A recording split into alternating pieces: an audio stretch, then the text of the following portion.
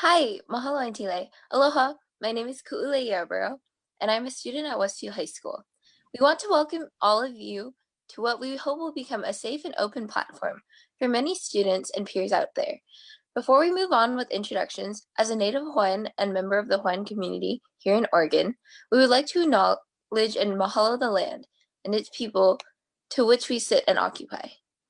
The Portland metro area rests on traditional villages such as Multnomah, Wasco, Cowlitz, Kathlemet, Clackamas, bands of Chinook, Tualatin, Kalupia, Malala, and many other tribes who made their homes along the Columbia River, creating communities and summer encampments to harvest and use the plentiful natural resources of this area. We take this opportunity to thank the original caretakers of this land. To learn more about Portland's native, diverse, and vibrant community, please read Leading with Tradition, a document created by the Portland Indian Readers Roundtable. Today's discussion revolves around the effect that we, the students, have felt since the governor's stay-at-home order went into effect. There have been numerous conversations around what has been going on, what needs to happen, what is happening, and we definitely feel as though we have not been informed, or that the information has not reached our youth. With that being said, we reached out to students of all grade levels to see if they had questions in regards to COVID-19. Once the discussion started, there was a definite understanding that we need to reach out to those who are in official seats to which our questions could be then directed to. Today, we are very fortunate to have these students with us, as well as health officials and educators. Please help me welcome Uncle Richard Lehman. Uncle Richard is the Chief Medical Officer for Health Security, Preparedness, Response Medical Epidemiologist, and Tribal License in Acute and Communicable Disease Prevention, Public Health Division, and Oregon Health Authority. A native Oregonian, Richard studied social anthropology as an undergrad, with research focused on efforts in Oregon tribes to regain federal recognition after termination in the 1950s. One of the few things he probably could have studied more easily if he'd just stayed home, rather than going to the East Coast for college. Prior to going into public health, he spent 12 years doing family medicine in a variety of settings. While with the Public Health Division, he has worked in several capacities, including 5 years as the chronic disease epidemiologist and medical director of the State Cancer Registry. Aloha, Uncle Richard. We would also like to welcome Auntie Tila Lico. Auntie Tila is an epidemiologist in the Oregon Public Health Division Immunization Program and specializes in vaccine preventable diseases. In this position, she works closely in collaboration with the Acute and Communicable Disease Prevention Program, for which she provides rotational outbreaks and epidemiology services to local health departments and clinicians. She is a co-principal investigator on federally funded grants focusing on the epidemiology of pertussis and the evolution of pertussis vaccination in Oregon. Juventilla has published in peer-reviewed journals on topics such as measles, pertussis, parapertussis, and norovirus. She lives with her family in Portland, Oregon, and enjoys learning about other cultures and likes a very active lifestyle, including dancing, camping, hiking, and watching old classic movies. Aloha, Auntie Tila. Mahalo nui loa for joining us. We appreciate your time. E ho'omaka kākou. Our first student is Sophia from the Beaverton School District. Sophia, would you like to ask your first question? Yes. First of all, aloha, o Sophia ko'inoa, umikumalua ko umakahiki, no Beaverton mai au, hele au ike kula o Conestoga. Hello, everyone. I'm Sophia Sakaino. I'm 12 years old, and next year I will be in 7th grade at Conestoga Middle School. And a lot of times I wonder, how did our CDC officials/professionals come up with or determine the standard of washing our hands for 20 seconds and 6 feet distancing? Well, maybe I'll start answering that one, Sophia. Actually, the notion of washing your hands for 20 seconds was around long before COVID.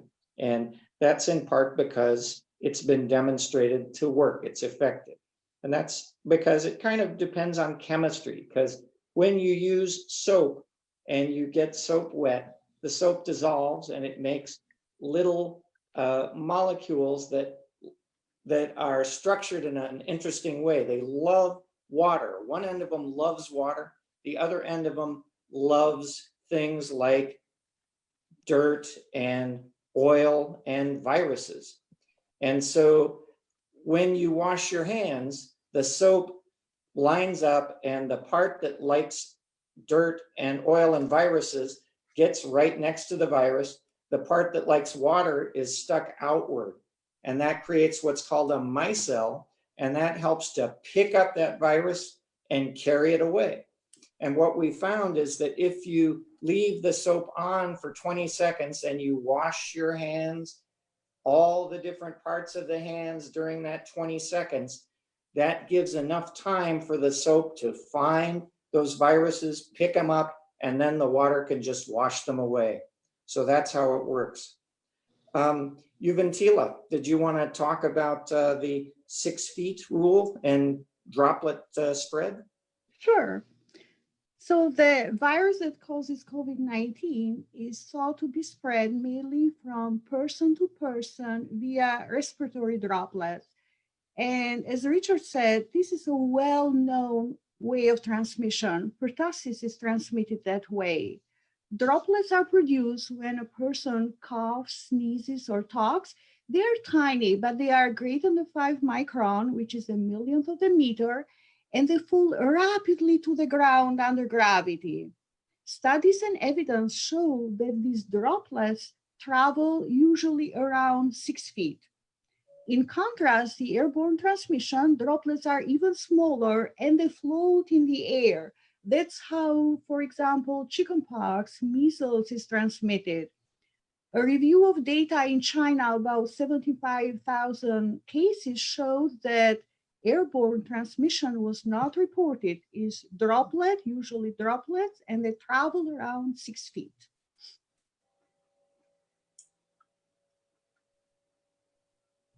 Yeah, so long story short, Sophia, if you stay 6 feet away, all of those droplets have already fallen to the ground and they can't get to you. So that's why they chose 6 feet. Yeah, I understand that with a lot of these agreements, you need to do a lot of tests, and I appreciate that you've done that.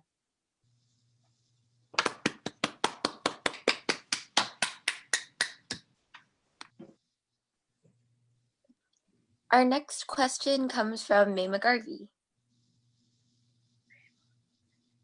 Aloha, o me makoʻi noa, umikuma kolu o umakahiki, no Beaverton mai au, hele au I ke kula o Beaverton High School.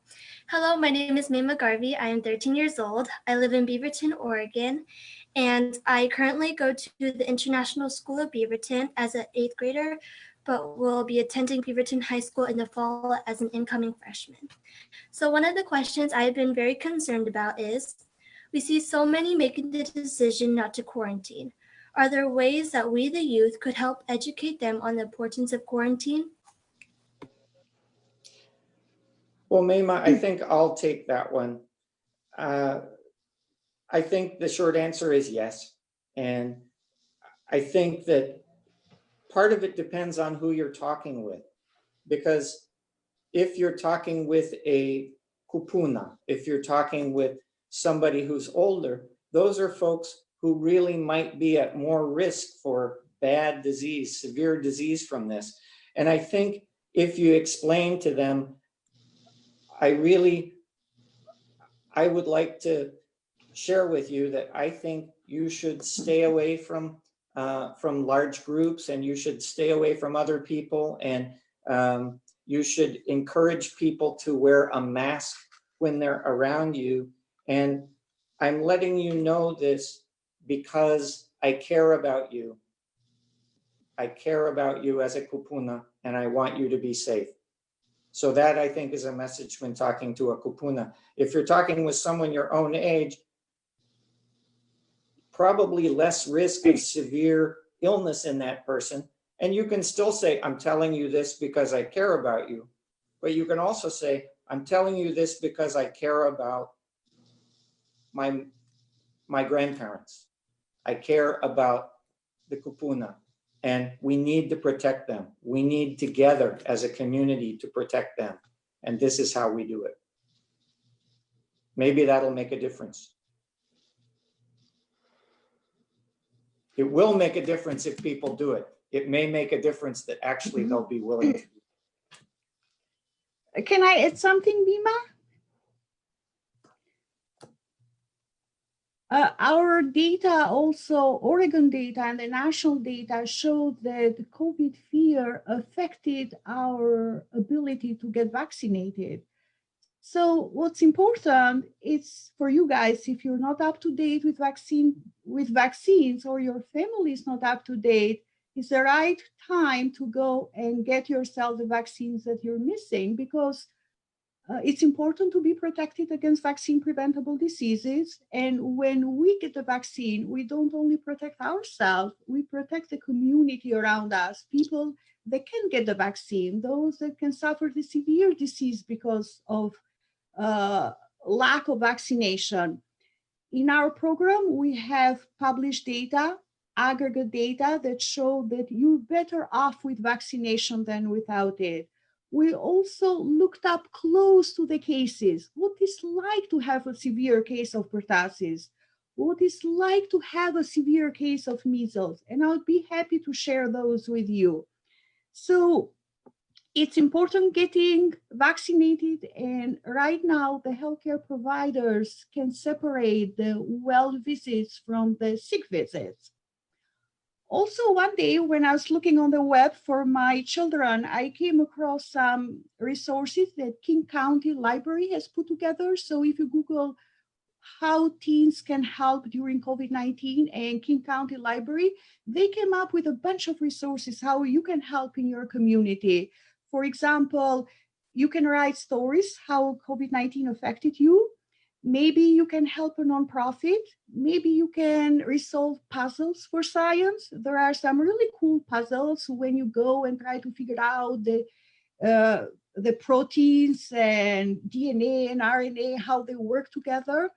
And also there are some really good ideas for people that might be in nursing home. They have nobody to visit. Maybe writing a letter so they get a touch from the community, and the social distancing doesn't make them feel socially isolated. Yeah, I do think it's important that not only are we taking care of ourselves, but others, especially our kupunas. So thank you for informing that to me, Uncle Richard and Auntie Tila. Thank you.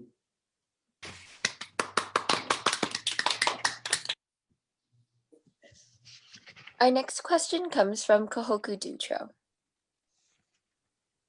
Aloha, o koku ko'inoa, umikuma lima o makahiki, no Beaverton mai au, e hele au ike kula o Aloha High School. Hello, my name is Kahoku. I'm 15, I'll be a sophomore at Aloha High School. And my question and what I'm curious about is, what are the standards for homemade masks that need to be met to be at the level of a surgical mask? Ooh, cool. I'll tackle that one.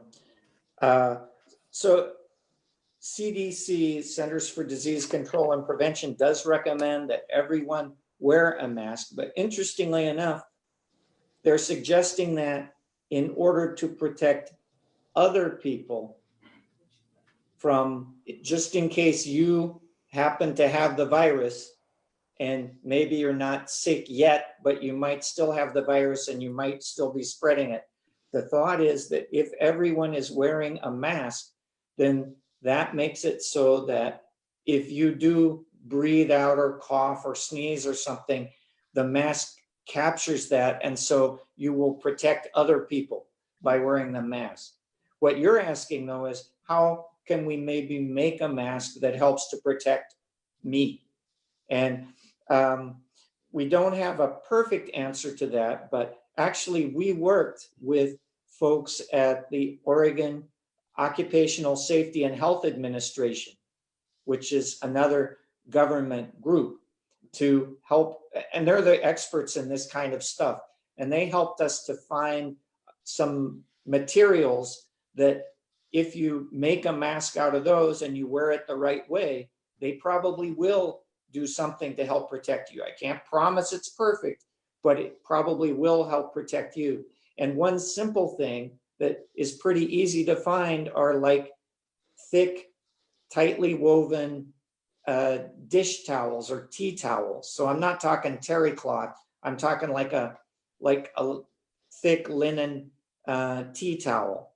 And if you take that and you make several layers with that, it may make it so that it takes a little more work to breathe through, but we think that that actually approaches the level of a surgical mask if you wear it correctly and consistently. So that's a relatively easy answer.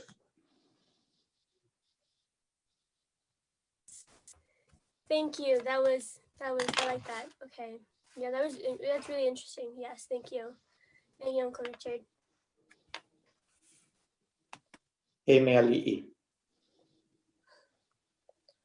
Up next, our next question comes from Haley Lohman.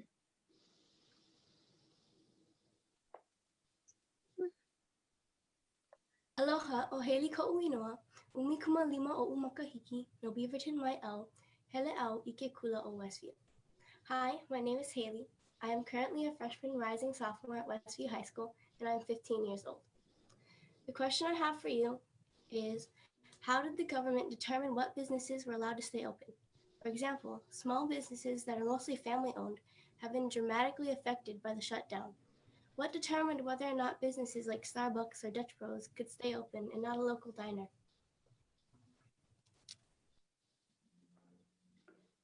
Uventila, do you want to tackle that one or shall I? Sure, I can start, Richard. So before going there, I wanted to go over again the steep versus the smooth curve concept. We heard a lot about that lately. If we have a widespread of transmission of COVID-19, cases will surge, a lot of people are going to ask medical care, hospitalization is going to go up. So that'll look like this. Yes. A whole bunch of people getting sick all at once. Yeah, so Richard, through his work, because he has written all the state plans, has done some really great work at high level, decide with experts around the state, decided that we have to use social distancing to slow the spread of the disease. So which kind will of look like this. Curve. Yep. So because of that, on March, the Governor Brown declared a state of emergency and the order "Stay home, save lives" was issued. Places like Starbucks or local dining were not essential and they represented a high risk of transmission. So according to the order, the state restaurants were forced to shutter their dining rooms, but allowed to offer takeout, drive-through, or pickup delivery. And some function that way. There are coffee shops that had only drive-through. There are restaurants that offer takeaways, but some couldn't because they were not set up that way. They couldn't pay the salaries of their employees, or they thought the business is not gonna survive that way, so they closed. But the order was tough, was crucial to slow the spread of the virus, and the Oregonians stayed home, flat on the curve. And according to the public health projections, by following the governor's order, we prevented more than 70,000 infections and 1,500 hospitalizations. So Oregonians flat on the curve. And now the experts are working with the government toward reopening. Yeah, Haley, I would just add to that.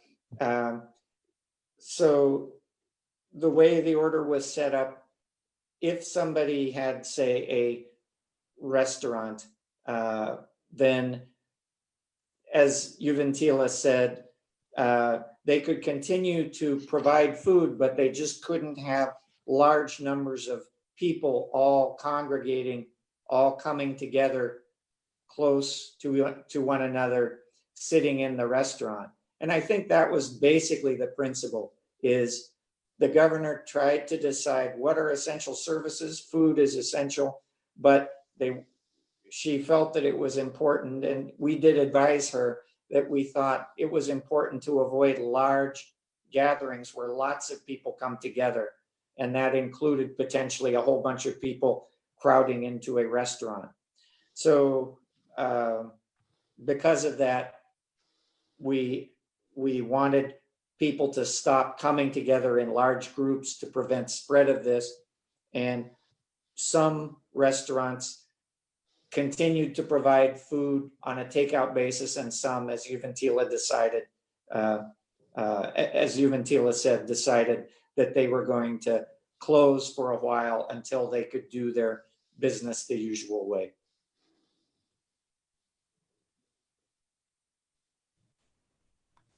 Thank you. That really made things clear. Mahalo.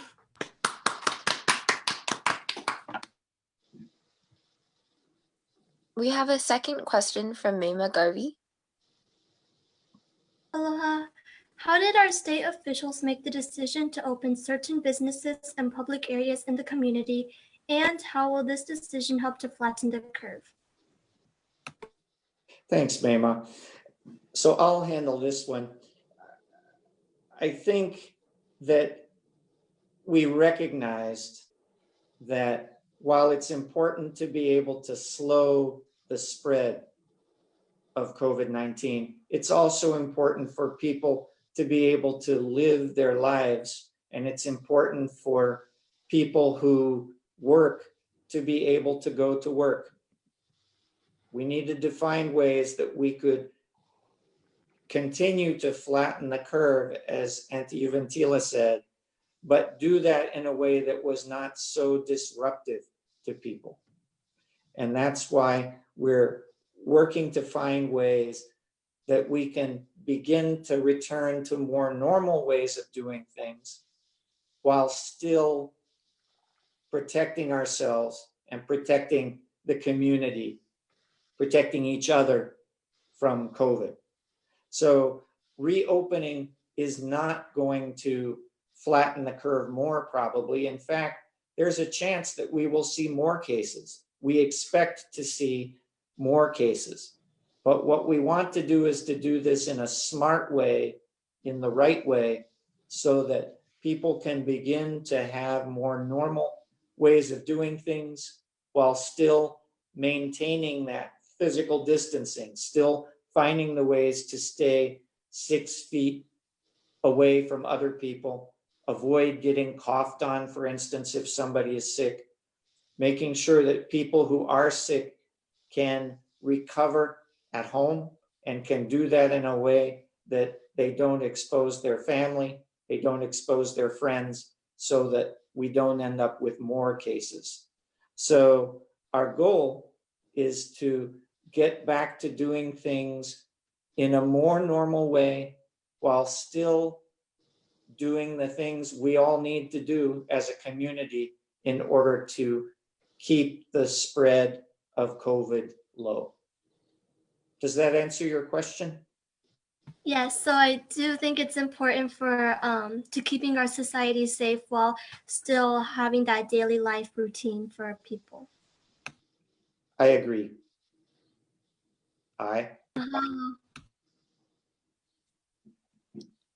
We have a second question from Sophia.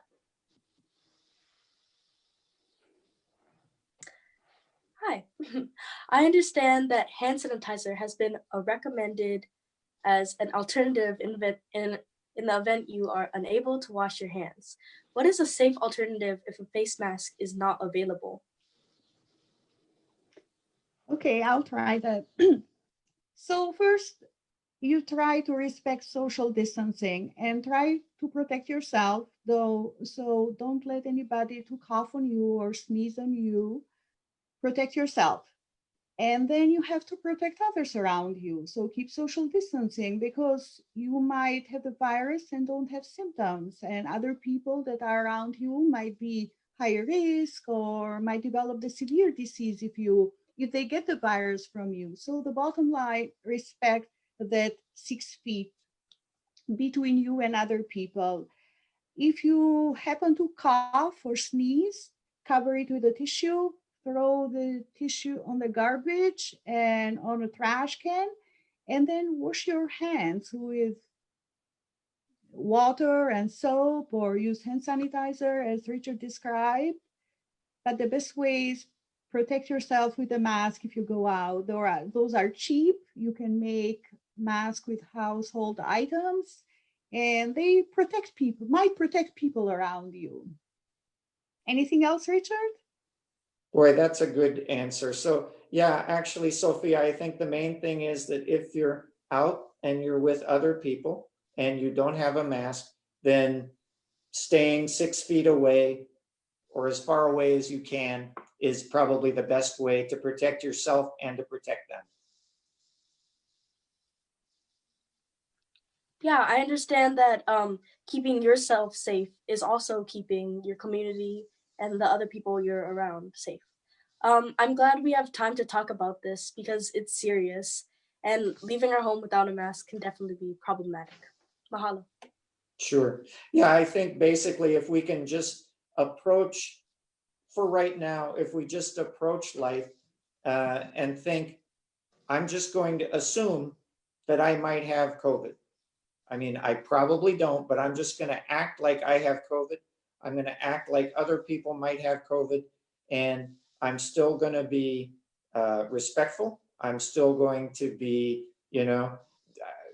Donna, Auntie Donna and I were thinking about what the message is. And I guess the message is right now we need to love with our heart, not with our arms. We give a hug, but it's a hug from the heart rather than from the arms. I agree. Mahalo.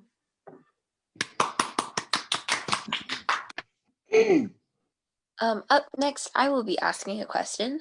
So, I heard from media sources that face shields have also been effective in preventing the spread of COVID-19. Are face shields more effective than using a face mask? Should we consider using a face shield instead of a face mask? Or should we be using both? Uventila, shall I start and then you can jump in? Okay, so one advantage to a face shield is that it also protects the eyes. But again, if you stay 6 feet away from somebody, then both your eyes and your nose and mouth are well protected. So I think the most important thing is trying to keep that 6 feet from other people. That's the most important thing. I would say if you are close to somebody and you're wearing a face shield, if the face shield covers your eyes, that's good. But if the face shield is open to the bottom and somebody coughs and they're right next to you, it's possible that a few of those droplets could get up under the face shield. So I would think still staying away from people and avoiding getting coughed on is the best answer.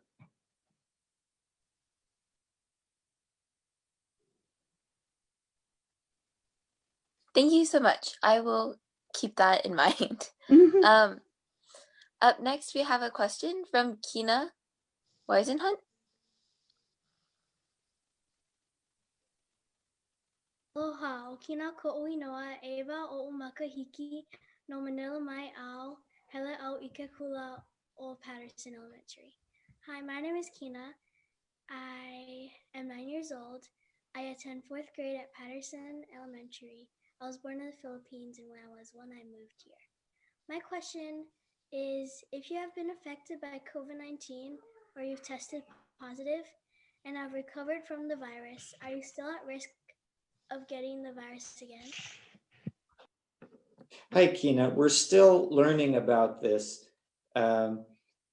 Typically what happens when you get exposed, when you get a virus and you get an infection, your body makes what are called antibodies. And those antibodies help recognize, aha, I know that virus. and they go and they stick onto that virus, and more antibodies come and they stick onto that virus, and they tell the rest of the, they tell other cells in your body's immune system, hey, this shouldn't be here. And then that kills the virus. So that's what usually happens when there is a viral infection. We're still learning about COVID. And from what we've seen so far, it looks as though there is at least some short-term immunity.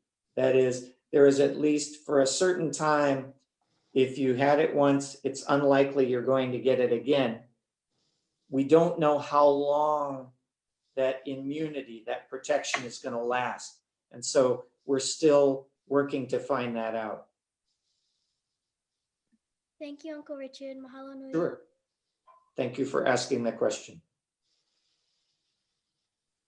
We have a second question from Kahoku Ticho.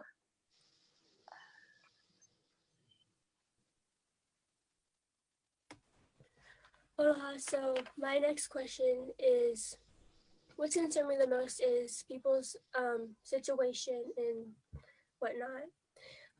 When a vaccine is proven to be safe and available to the community, will the vaccine be available to all regardless of their situation or status?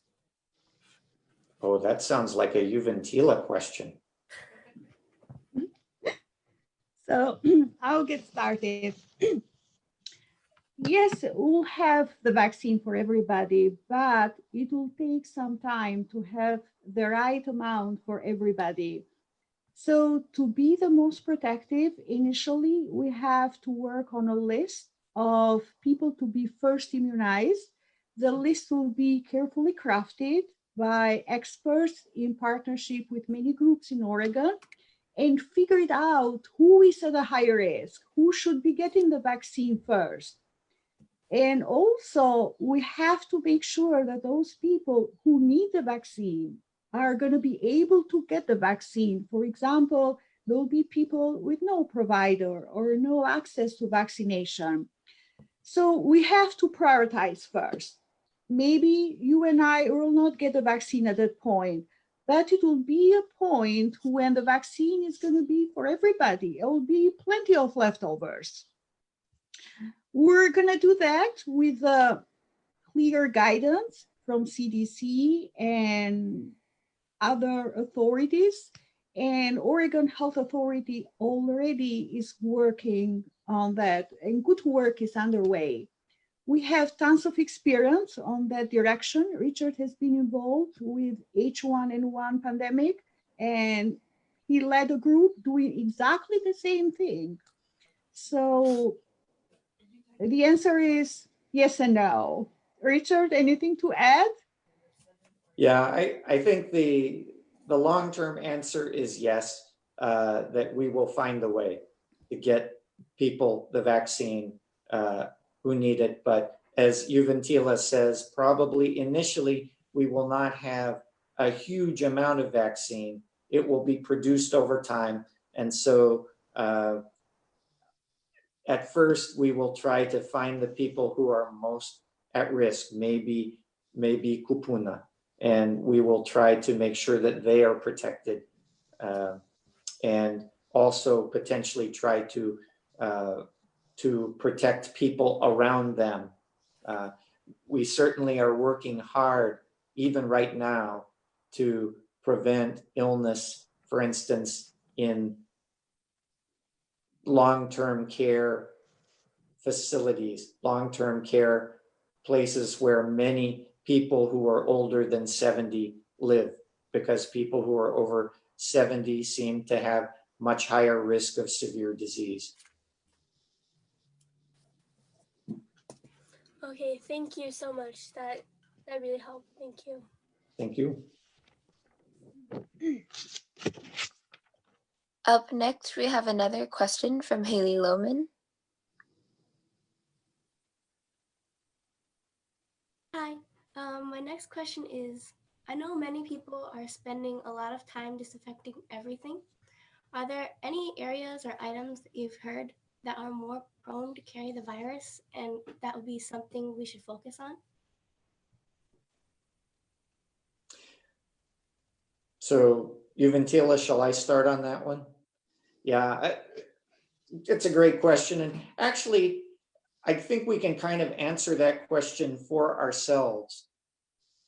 The concern is that maybe somebody has coughed and they didn't cough into their sleeve. They didn't cough into a tissue, a Kleenex, as Auntie Uventila had mentioned, and they coughed straight onto their hand, and then they touched something. So if we just all think, what are the things that we touch often? You know, what are the things that somebody who might have coughed onto their hand and touched would touch often? And some of the things that come to mind for me are doorknobs, light switches, the faucets in a sink. Maybe if you live in a place with stairs, the handrail that you use when you go up the stairs. Those are things that people touch all the time. And sometimes people who are sick with something other than COVID touch those things too. So I think just in general, those are the kinds of places that we should focus a lot of attention. And actually, this is a pretty wimpy virus when it's outside the body. There are a lot of different disinfectants that you can use that will kill it and get rid of it. So I think that's a good strategy. I'm glad you brought that up.